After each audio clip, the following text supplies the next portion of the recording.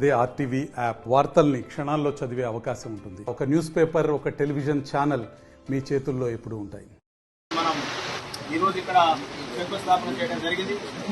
అదేవిధంగా దీనికి 400 metres track అంటే సింథటిక్ మ్యాట్తో పాటు ఇక్కడ తయారు చేయడం చూస్తూ ఉన్నాం. అధునాతన పరికరాలతో ఇండోర్ స్టేడియాన్ని కూడా ఇక్కడ కావాలని ప్లాన్ చేస్తూ ఉన్నాం. అదేవిధంగా ఏదైతే మనకు కావాల్సినటువంటి ల్యాండ్ ఎక్విప్మెంట్ కంప్లీట్ గా ఏదైతే మనం గ్రౌండ్ కి కావాలన్న ఫెసిలిటీస్ ఏవైతే ఉన్నాయో అన్ని సమృద్ధిగా మనకి ఈ రోజు మనం ఈ గ్రౌండ్ లో అవైలబుల్ చేయబోతా ఉన్నాం. కాబట్టి ఈ మండలానికి అంటే హెడ్ క్వార్టర్ లో అదేవిధంగా నియోజకవర్గ స్థాయిలో కూడా ఇక్కడ ఏ క్రీడాంశం జరిగినా అకాడమీ పెట్టాలన్న ఆలోచన కూడా ఇక్కడ తలపెట్టాం. ఏ శిక్షణ జరిగినా సరే ఈ యొక్క క్రీడా వేదిక కూడా ఒక నాంది కావాలని చెప్పి ప్రతిపాదన చేస్తా ఉన్నాం. ఒకటే 6 నెలల లోపల పూర్తి స్థాయిగా అన్ని హంగులతో ఈ యొక్క క్రీడా వేదికను మనం తయారు చేస్తా ఉన్నాం.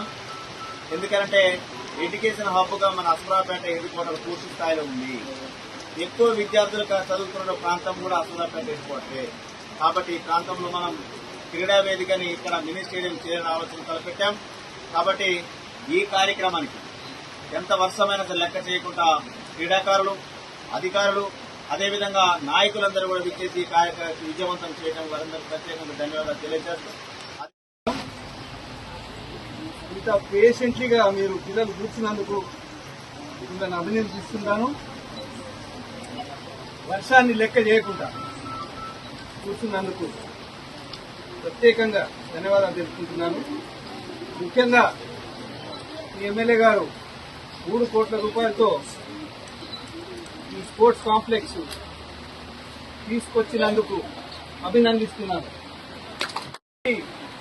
కాన్స్టిట్యున్సీకి వెళ్తున్నాను. ఒక అసురాపేట మాత్రమే మా ఎమ్మెల్యే గారు ప్రతి చిన్న విషయం అంటే ఎడ్యుకేషను, స్పోర్ట్స్, ఇండ్లు, నీళ్లు వీటి మీద శ్రద్ధ పెట్టుకొని అన్ని విషయాలు సూచించి ప్రతి ఇంటికి వెళ్తున్నానని చెప్పారు. ఇప్పుడే స్పోర్ట్స్ అనేది ప్రతి స్కూల్లో ఉండాలి, కానీ స్కూల్స్ లో లేవు అన్నమాట. ఈ వసతి ఎక్కడా లేదు. ఎడ్యుకేషన్ ఎంత ఇంపార్టెంటో, చదువులు ఎంత ఇంపార్టెంటో, క్రీడా రంగం ఆటలు అనేది ఈక్వల్ గా ఉన్నదన్నమాట. అది లేకపోతే చదువు అనేది ఒకటే సరిపోదు.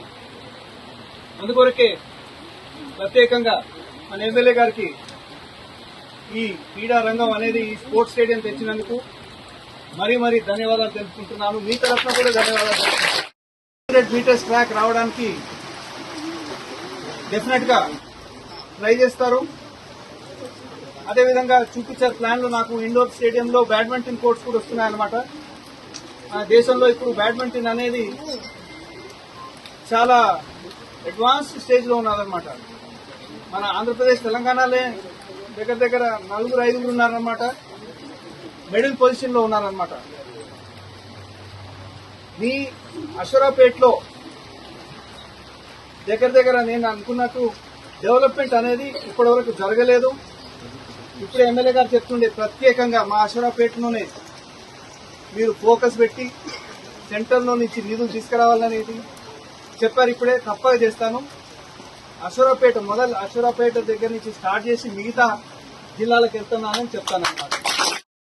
కూర్చొని మమ్మల్ని ఆహ్వానించినందుకు నా కృతజ్ఞత తెలుపుకుంటున్నాను.